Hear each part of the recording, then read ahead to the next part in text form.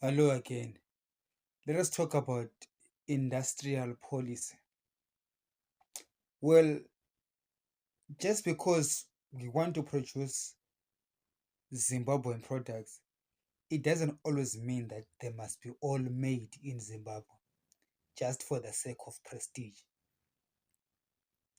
The Chinese ecosystem has enabled multinationals to produce at a very cheap price. It's not only cheap labor, but there's various other price points that make it more competitive to produce goods in China. Take a look at Apple iPhones, which are designed in California, administered in California, but are produced by Foxconn in China. If Apple iPhones were to be made in the United States, it will cost Apple, the company, a ton lot more to produce. Now, here's the thing: is Apple an Chinese product or an American product? Clearly, it is an American product because administration is in the United States of America. So, in the same breath, if I were to come up with a Zimbabwean phone or Zimbabwe electronics, one does not have to build those kind of all of those mega factories in Zimbabwe. There's a lot of production that goes into or various components that are much cheaper overseas. Talking again about lithium and lithium batteries, China is a global leader in producing lithium batteries. They've perfected the skill, the art, and they have brought all the components that are necessary, the trade routes, the military that goes with it, which is aided also by the US military, which is the military that policies the whole global infrastructure. Here's the thing: if you are Zimbabwe, you do not want to reinvent the wheel. However, you want to complement China. You want to use uh, Zim Chinese synergies to to be able to be competitive. So I do think that some of our products have to start in our heads. It's the ideas that we must bring forward, but the hardcore components of production needs to happen in countries where there is higher, there is better affordability. Even the same thing with car manufacturing. Germany is an automotive powerhouse, but thousands of car components that the German companies use are not even made in Germany, but mostly in China and Southeast Asia. Those Asian countries have leapfrogged and developed in their capacity and ability to produce various components. It's just simple. You can design your car in Mutare or in Rwanda and make sure that the components made all over the world come to your assembling plant in Mutare or Gokwe or wherever. And there you have it, a Zimbabwean car. Even though most of the production was done outside Zimbabwe, it will save us from having to acquire electricity, which is very difficult to find right now in this part of the world. China is already burning coal, and China has got multiple um, hydroelectrical systems. Look at the Mekong River, they've already got 12 hydro electrical dams in China, and they're planning to build hundreds of more. So what am I saying? I'm saying climb on the Chinese dragon, Zimbabwe. Do not fight that dragon. Even the United States itself cannot fight that dragon.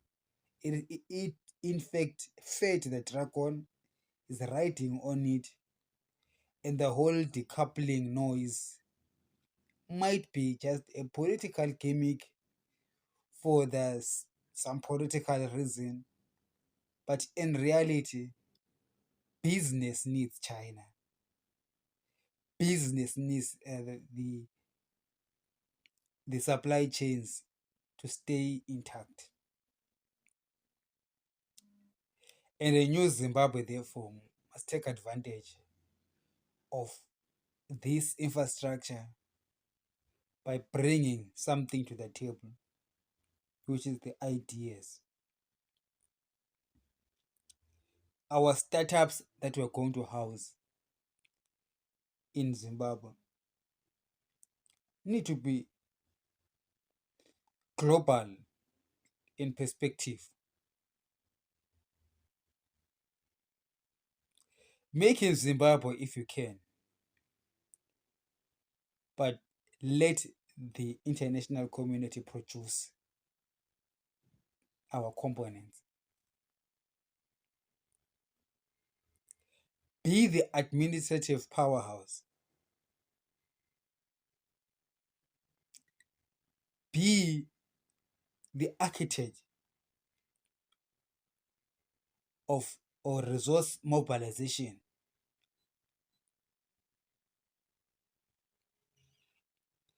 In our region in Africa,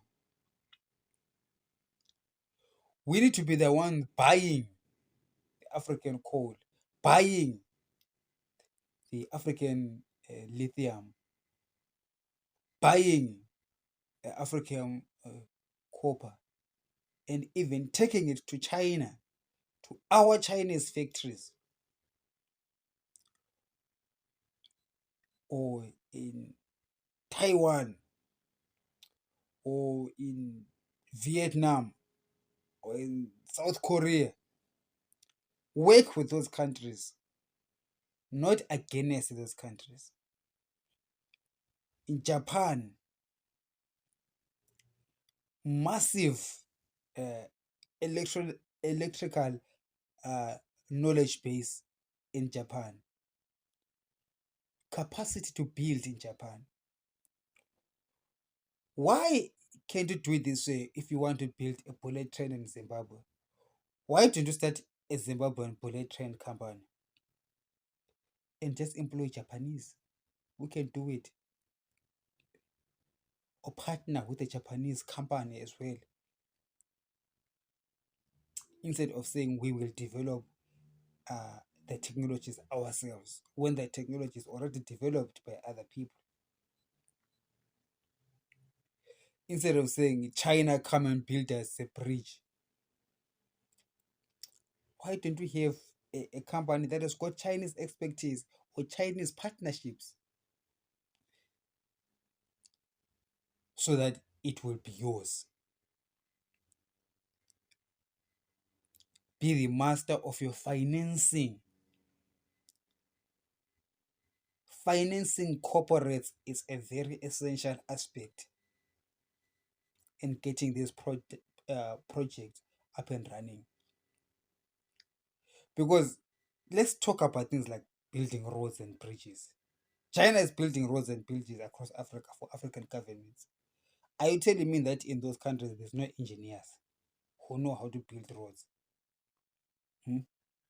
Something as simple as that. Are there no engineers? They are engineers. What we need is the organizational know-how, organizational capacity, clear leadership direction that is able to galvanize human resources, both Zimbabwean human resources and foreign expertise, in order to come up with something tangible which is going to bring this great leap forward that I'm talking about.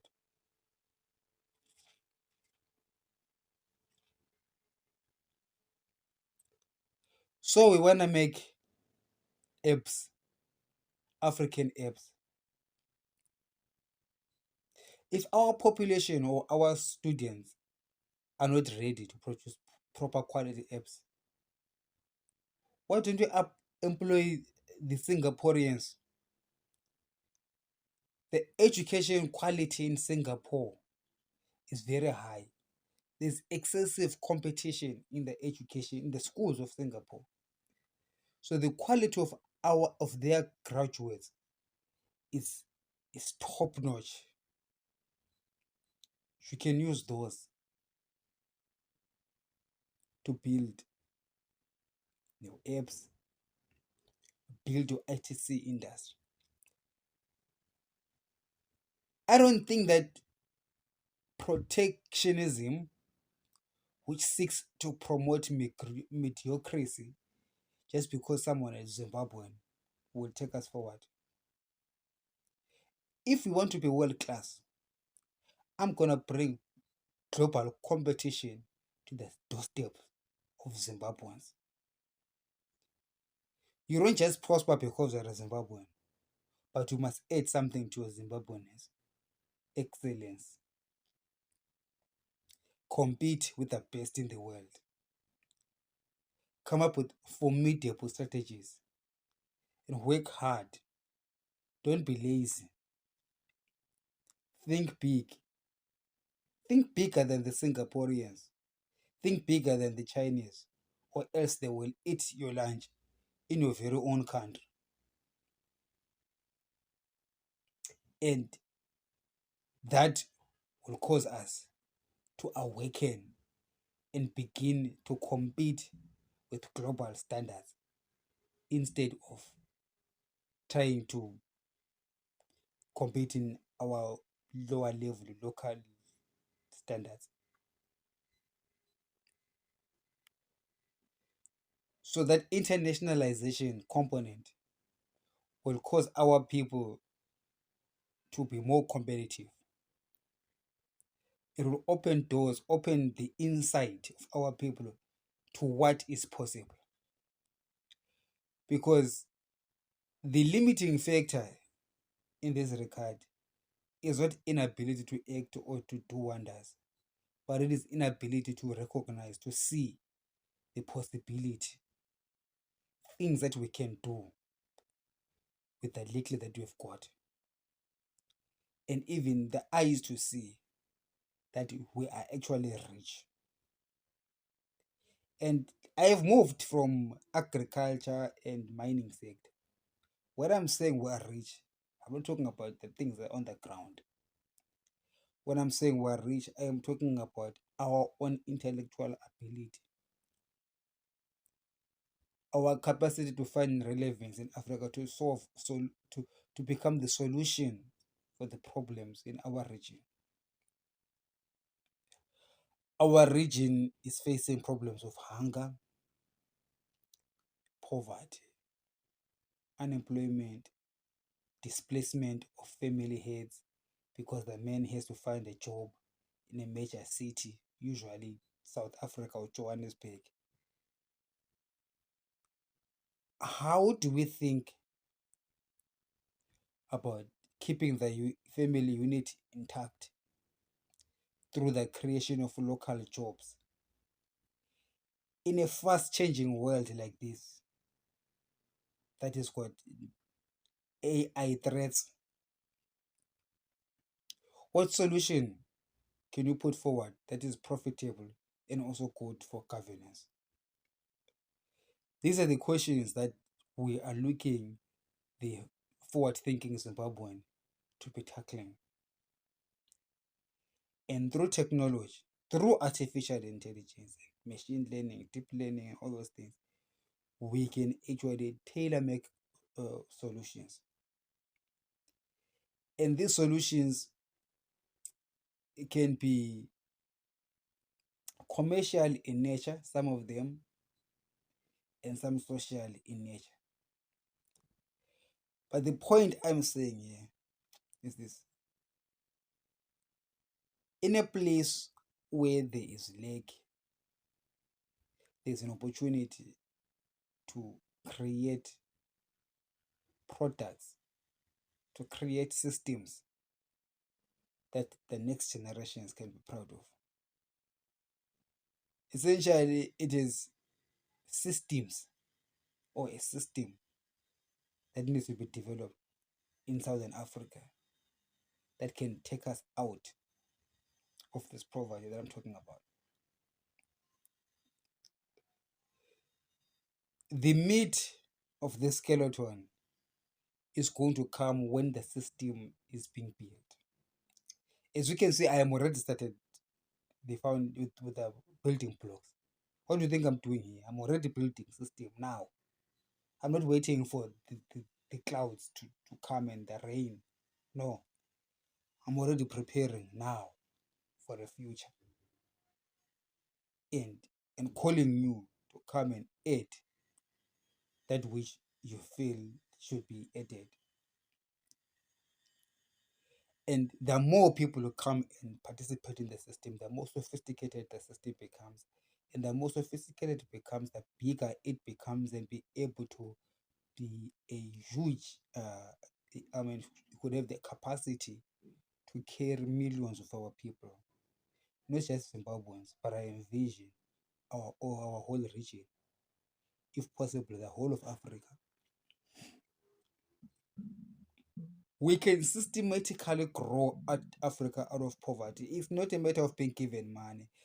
There's this thing that always amazes me when people talk about with money. When they say we don't have money in Africa, it's a lie. We have got money. Where do we think the Americans and the Chinese get their money from? Do you know where they get it from? From the pigment of their imagination. If you know money creation, you know that it's just digital values that the central bank just declares into existence. It's not money that we're lacking, it's systems. It's robust governance systems that we're lacking. Once we've got a robust government system, you will not need money because money will be created by the bank. Hyperinflation is when governments uh, create money but without creating the productivity that comes with it. As long as there's productivity and you create credit to cater for that productivity, what is leading you is productivity, not money creation. Seek opportunities to produce. If money is a problem, let the bank create money into existence. But what the problem we've had in Africa is that our governments, like in Zimbabwe, they never sought productivity. They just sought to make money without productivity. And for them, the productivity that ZANU-PF has been producing is to keep itself in power. So they print money so as to pay the people, the police and the soldiers, to keep them in power. So the service is not for anybody, but it's just for power retention to the detriment of the whole economy. So my suggestion is that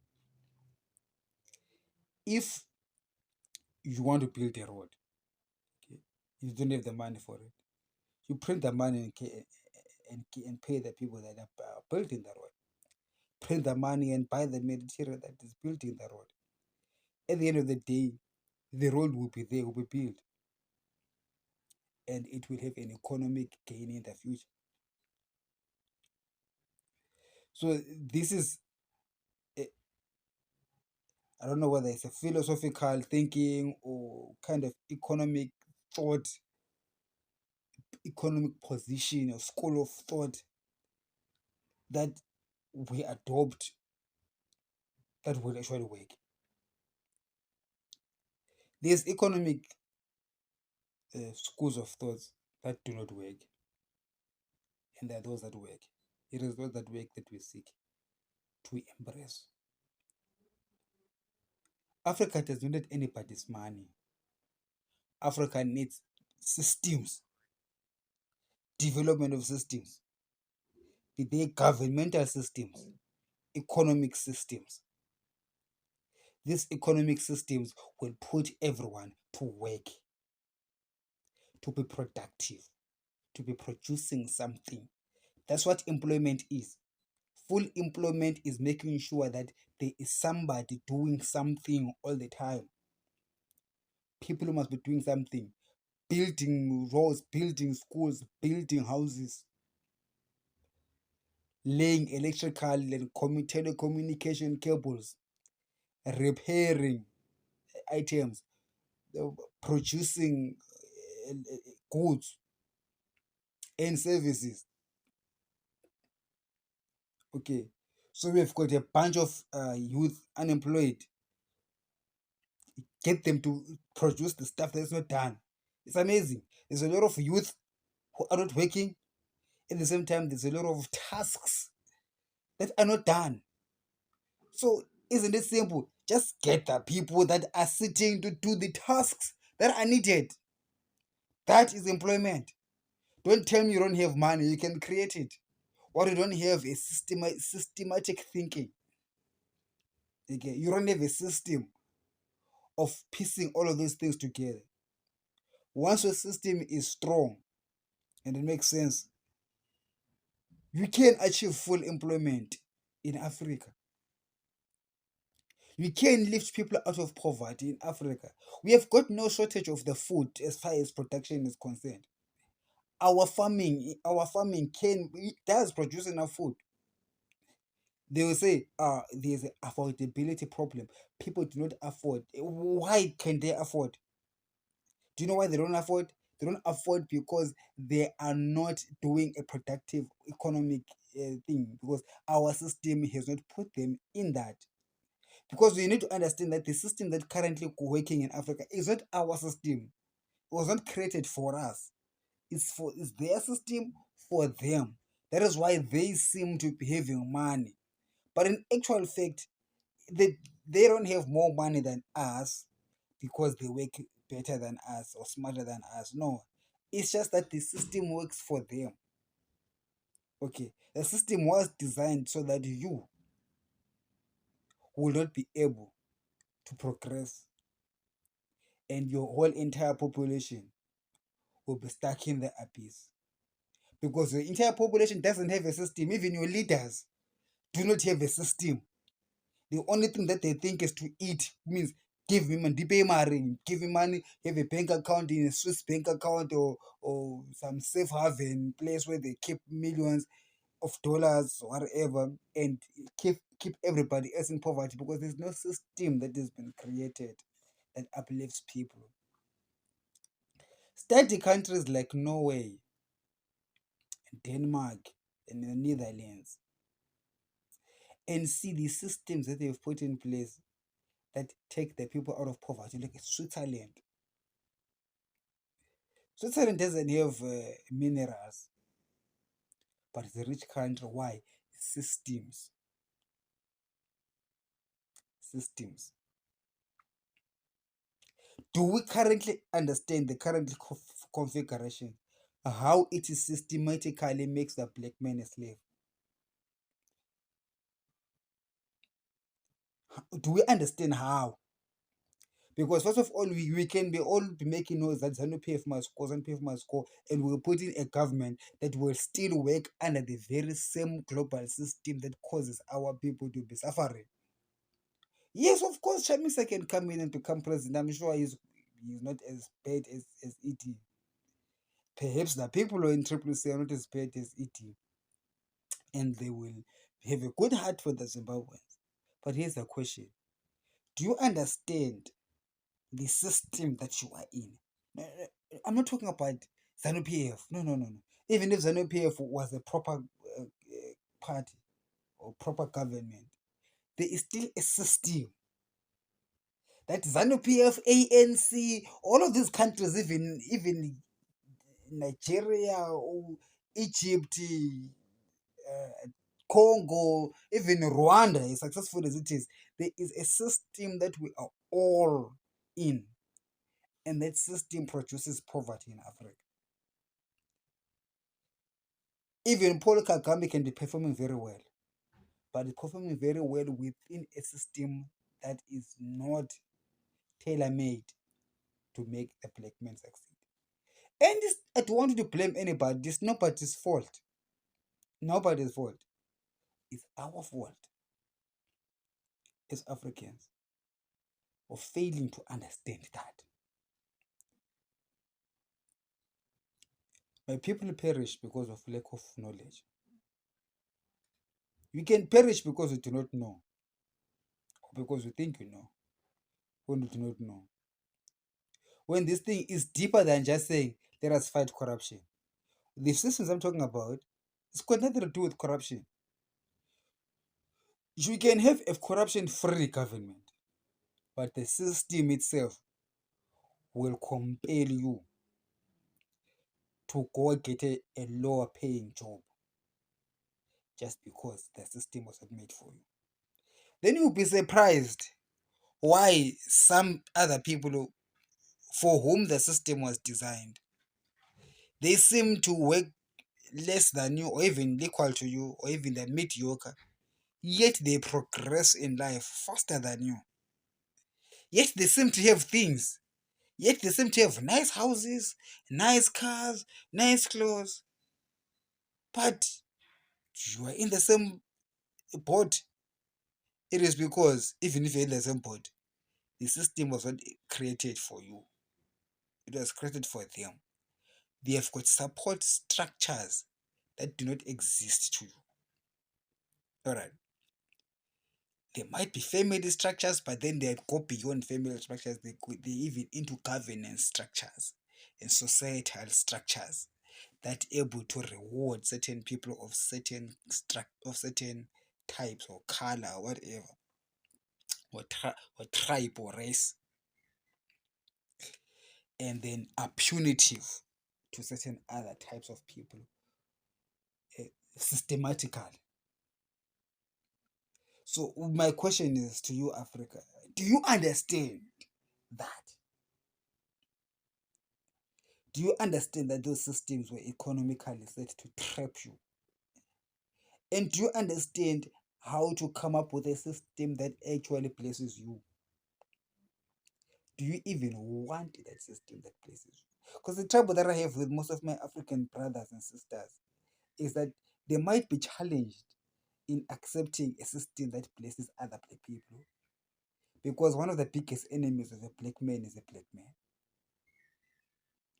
One of the biggest uh, impediment to a black man's success is not other people, it's black people themselves.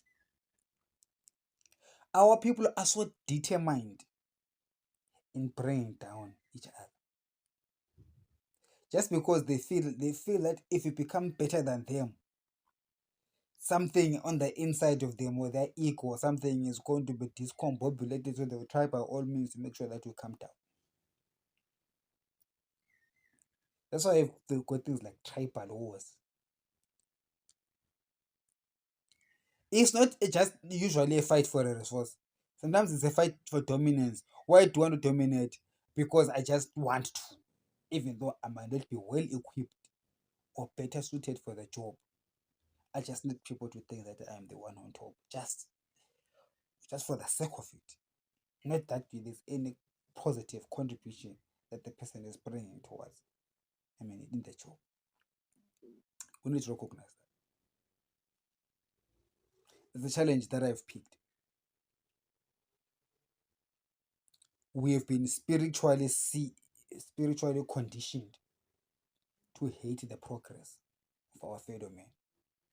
If a white man has to succeed in front of black people will applaud and be happy for the white man going up. Be a black person, try to succeed around black people. You see the anger, the envy, the jealousy, everything out of all of those black men will come and fight you so that you can bring you down. They ask you, where are you going up? We are here, baby. We are here in hell. You must stay in hell together with us. Even though you tell them, my brothers, I need to go up so that I can see the way, so that I can uplift all of us. They don't believe. They don't have the time for that kind of faith. That's how deep the case has gone. The case gets so deep to a certain extent where you, the ones who are cursed, begin to accept it as a right fact. And that's what Africa needs to be delivered from.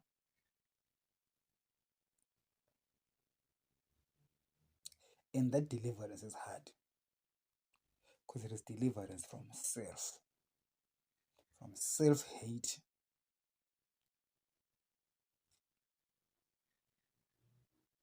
self-inflicted pains, self-sabotage. That's where we are. I know it's hard. It doesn't take one video to uproot that. And it's got nothing to do with other races. It's just got to do with the internal demons at work on the inside of us that we need to deal with as a continent so that we can be able to experience this great leap forward. Our leaders need to understand that opposition is not meant to put in jail. Opposition is meant to use so that we can progress and go forward.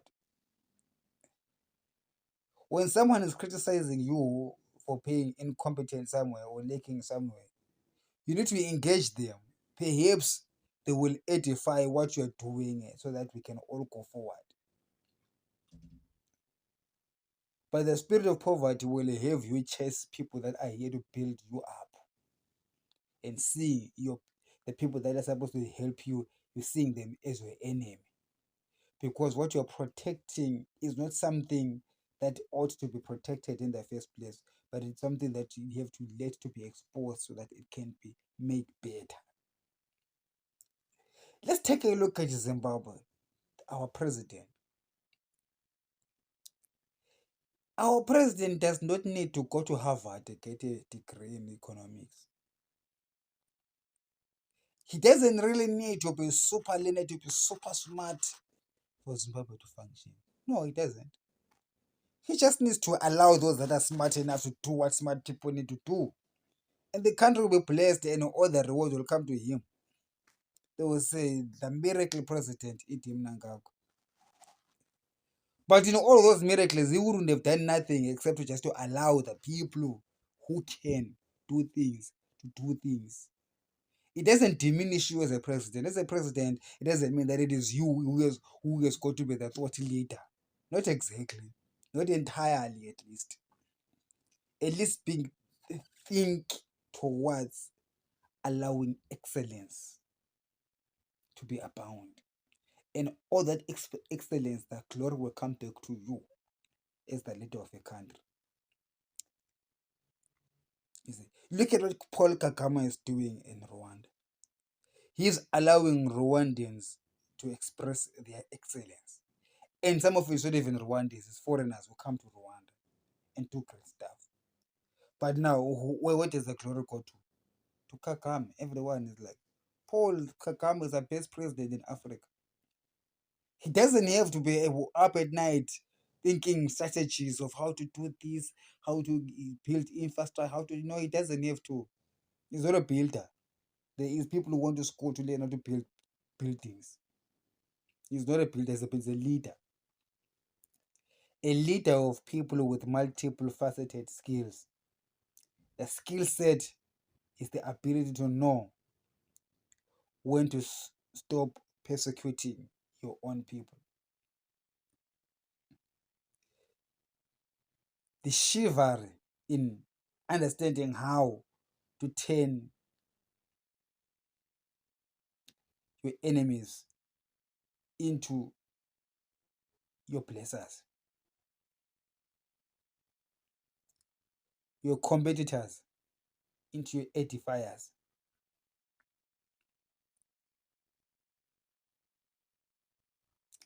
The stone that the builders rejected has become the chief cornerstone. Why did God say that?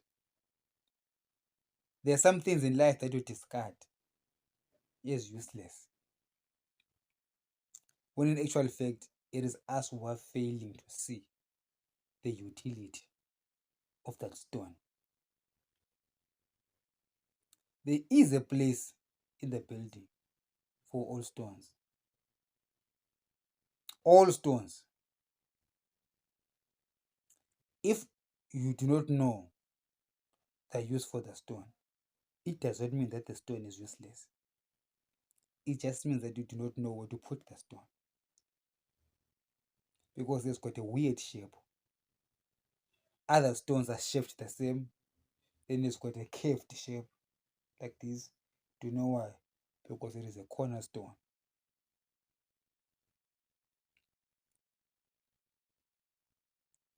So I'm saying this thing so that as a country and as a region, we can be able to learn how to be tolerant towards each other. To recognize that we need to seek the blessing that is hidden within those that we oppose, those that we think less of. If we get united in that way, cornerstones and regular stones together,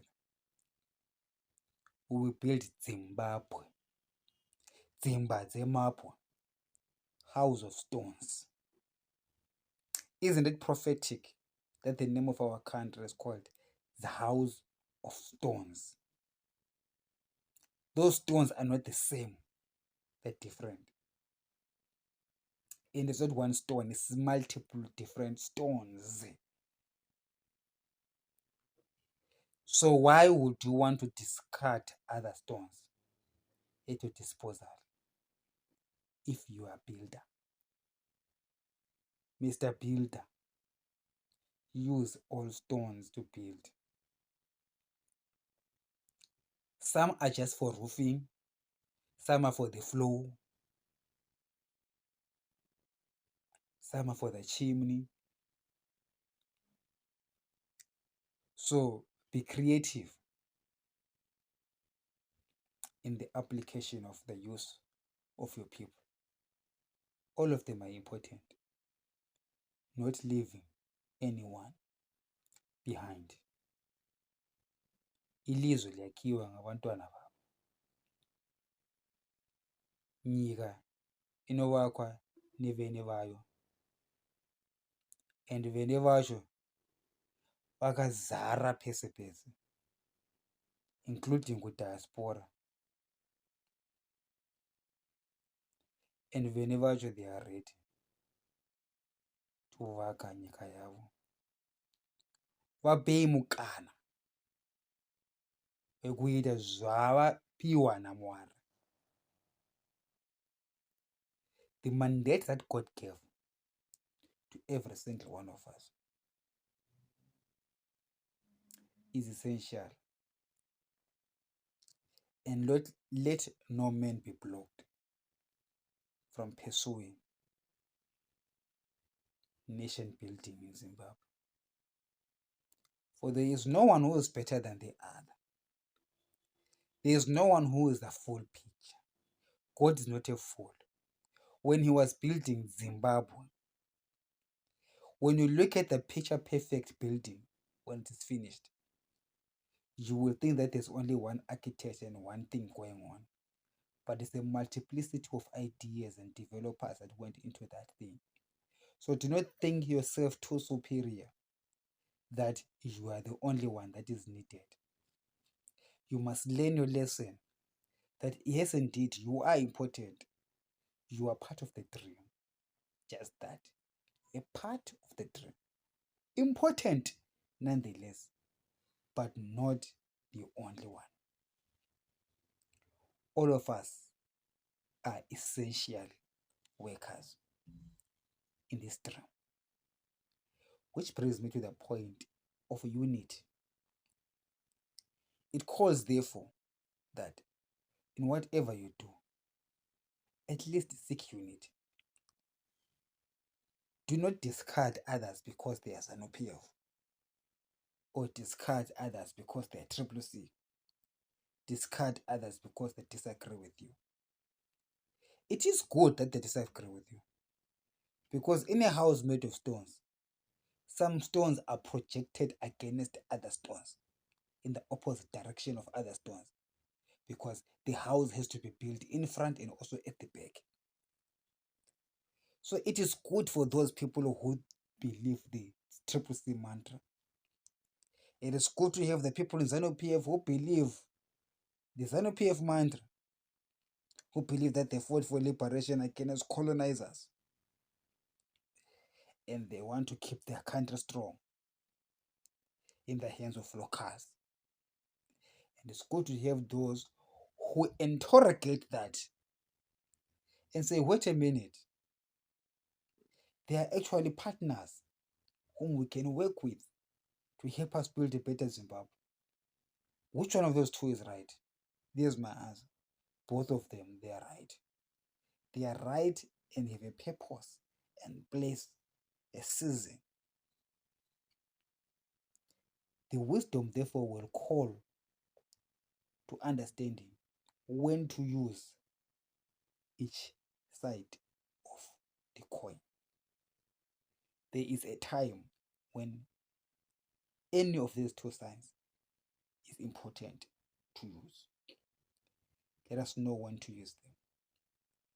That is another facet of the wisdom that is needed to build this Zimbabwe.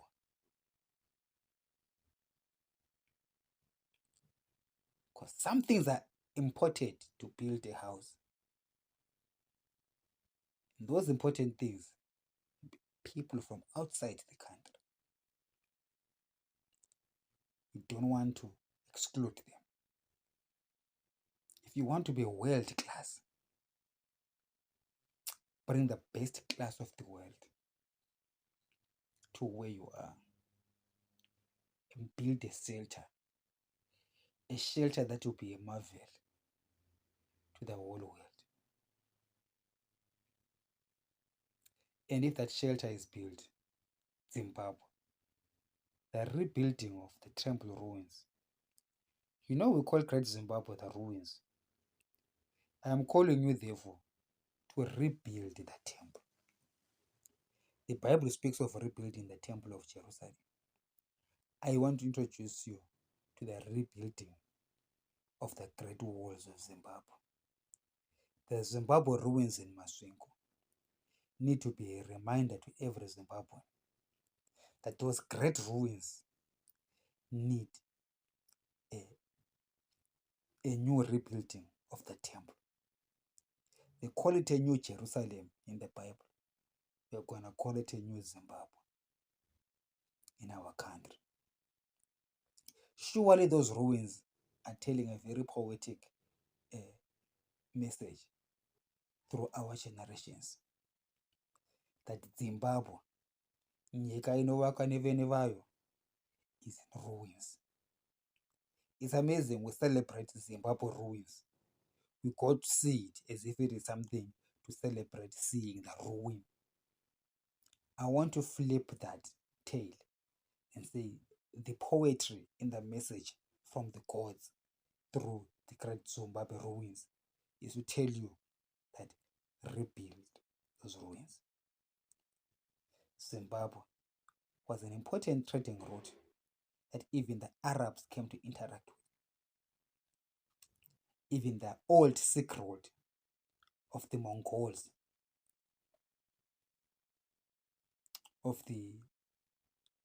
remember the Mongolian Chinese Empire, the sons of Genghis Khan that built the Great Silk Road from China to Europe, the Great Euro-Asia Steppe. Those people, those were leading that part of the world, did trade with the Monomotapa state. Now that tells you that I am challenging you to rebuild ancient supply networks. China has already started with this Belt and Road Initiative, which is an attempt to rebuild the Silk Road from their part of the world. And you, in Zimbabwe, have you started rebuilding the Great Zimbabwe ruins? That Monomotapa state, that kingdom. So when the Chinese and the traders in the Belt and Road Initiative, the Great Eurasian Steppe from Asia to Europe, when they come to our region, are they going to find a partner, or are they going to find children, uneducated, undeveloped mentalities that if they try to interact with, they see that they are weak and therefore can only be good for one thing, which is slavery, cheap labor. Sometimes when you are a slave, you need to recognize what part did you play in allowing your people to be subjects of enslavement. As you are moaning and crying, unfairness, do you take responsibility? Or Southern Africa, do you take responsibility for some of your own condition? Let's not waste too much time, brothers. Let us rebuild. Let us build that great Monomotapa state. The dream of King Mzilikazi, who left to KwaZulu Natal and established the kingdom in Zimbabwe, went up north in Victoria Falls.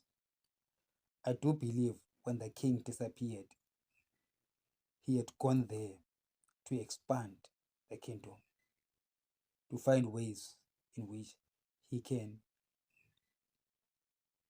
bring into the fold the kingdoms up north to build a strong Mthwakazi state.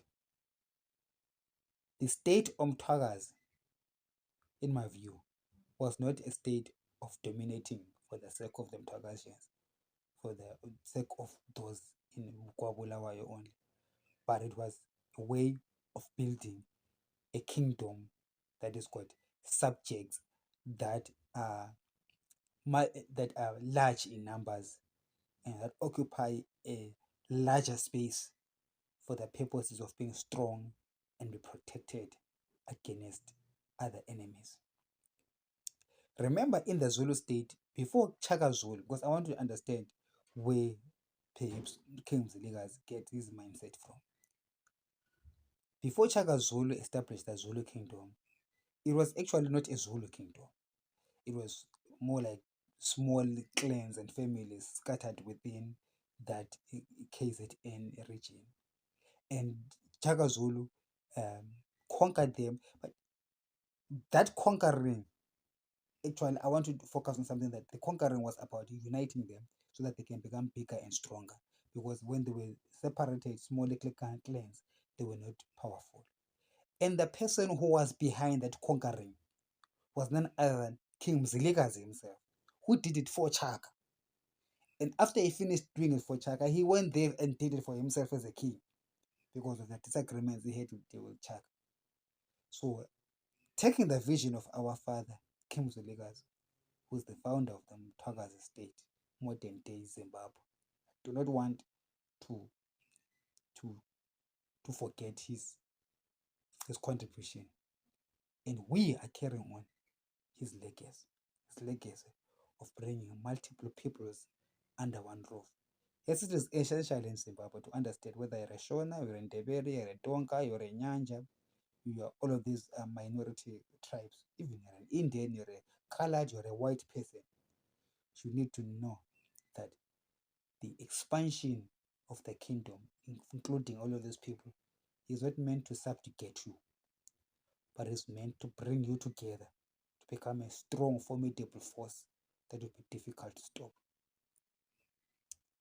I always say that the British, the white people that are of British ancestry, that if you're born in Zimbabwe, in Africa, you're no longer British. You're not a Zimbabwean. You're a white Zimbabwean. You're not a white British. You don't have rights in Britain. You've got rights in Zimbabwe. So your country is in Africa. Therefore, as part of that small group of people that are in Africa, you too are part and parcel of this clarion call to unity. You too are a peculiar royal diadem, an important stone, an important cornerstone, as white as you are. Don't say I am just white. I'm not like these black people in Zimbabwe. So I'm just the rejected ones. We are the colonialists. You are not. You are a cornerstone, which is essential somewhere. Don't say I'm just in India. I'm just from India. I just came here in Zimbabwe. My grandfather came here in Zimbabwe. I just want to shut up. I don't want to be part of politics, you know. And as for Indians, we just want to sell wool and clothes and just keep quiet. No, you're an essential stone. Oh, and then I'm just a Mukarati, you know. No, my father is white, my mother is black, you know. No, but no, me, I'm just resigned. Take my avenues. No, you are an important stone with this place. The structure will fall apart without you. Our Indian brothers are able to connect us with a great India, the India that is in Asia. Okay, our British or our white folks are able to connect us with Europeans.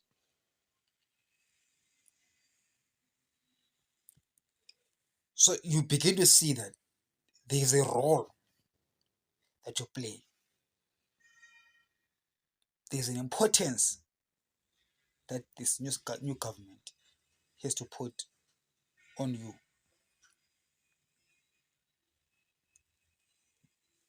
Whether you bring something on the table or not, you actually do, but you do not know or understand.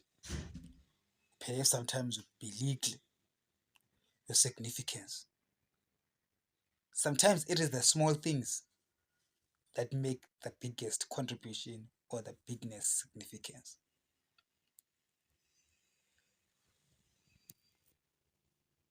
Do not be surprised when you say that it is perhaps these minority groups in our country that will be able to bring about a real clarity to the direction of the nation as a whole. As I'm speaking to you, as Ndebele man, which is a smaller tribe in Zimbabwe, most of my people resign themselves to deputy everything in politics. They say if you're in Ndebele, you must be deputy vice, second, not even first, second deputy president, second deputy whatever. I mean, I've been around political parties, small political parties. They always say, "Tonofana kuisa Ndebele for deputy president," as if like that's what we are, second Fred.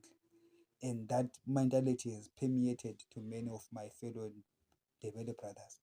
I refuse that. I can lead.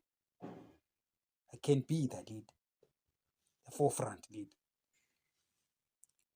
Even I'm coming from a minority tribe. I'm not bringing tribalism to government. I'm bringing leadership of a country. Perhaps in the future, some point, we might be led by a white man. Bulawayo is already being led by the mayor. The mayor of Bulawayo is a white man, which is a good thing. And I'm happy to see that developments have led to that outcome. I would be supportive of a David Coulthard presidency. It will be amazing one day if we have him as the president of Zimbabwe because of what he brings to the table, not the identity politics. People are heavily invested in this kind of identity politics. I recognize that.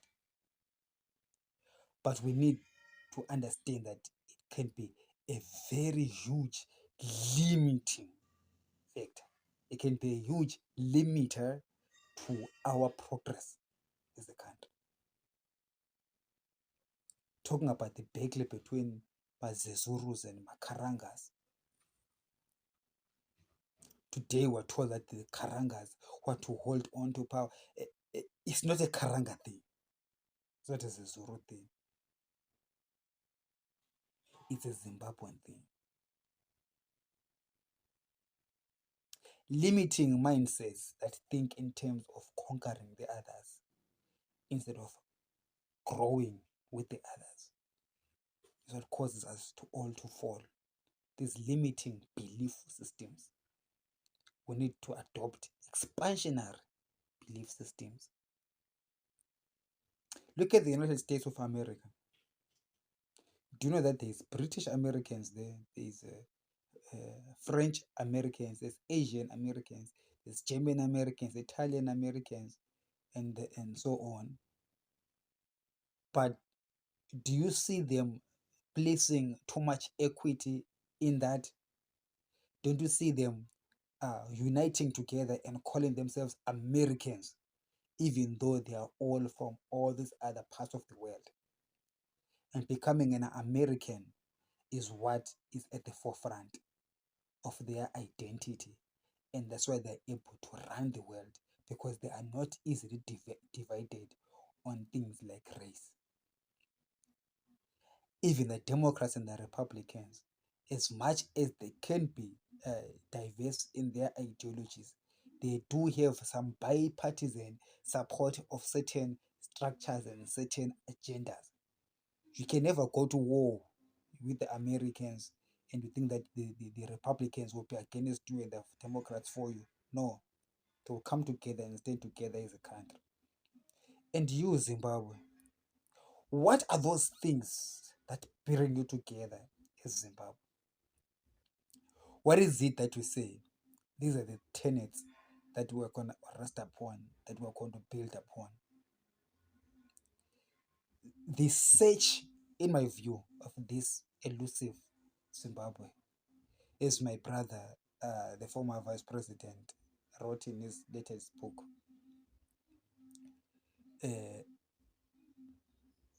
Arthur Mtambara. The elusive Zimbabwe, Mr. Dr. Mtambara, to me, is not who is going to lead the country. It's not which party will lead. No. It is these ideas of what it means to be a Zimbabwean. A clearer picture of what we want to achieve, what we should all look into. Just like I was giving you the example of the Americans. That kind of unity is what we need. The social fabric that is built upon unity is what is going to heal our politics. When the mind is healed and it answers the call of togetherness and adopting a national identity that is beyond a tribal identity and pursuing a national agenda that is beyond tribal agendas of dominance. You do realize that many of our tribes have been attempting to dominate each other.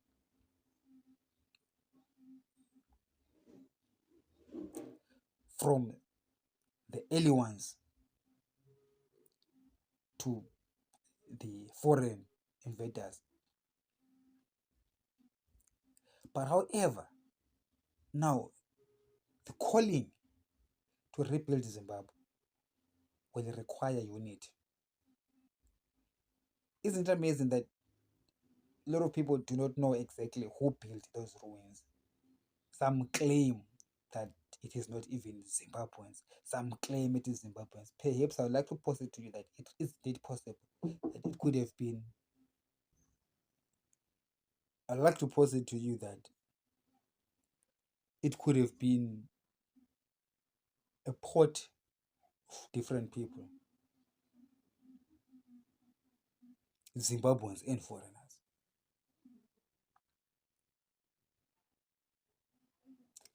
perhaps even traders who came and saw something being built and contributed in knowledge. Remember, the Silk Road of old was not just about trading goods and services, but also an exchange of ideas. The Great Zimbabwe was a place for trading. It also surely was a place for trading ideas. And the ideas of people that came from afar were used to build the Monomotapa state. And the idea of Kemziligas, of consolidating small tribes, should not be let to die. I am Ngobani Zondo. I'm giving out that call to bring you into that center place of recognizing who we are as a people. We are the builders of the Zimbabwe. All of us, leaving no man behind. Have a great day.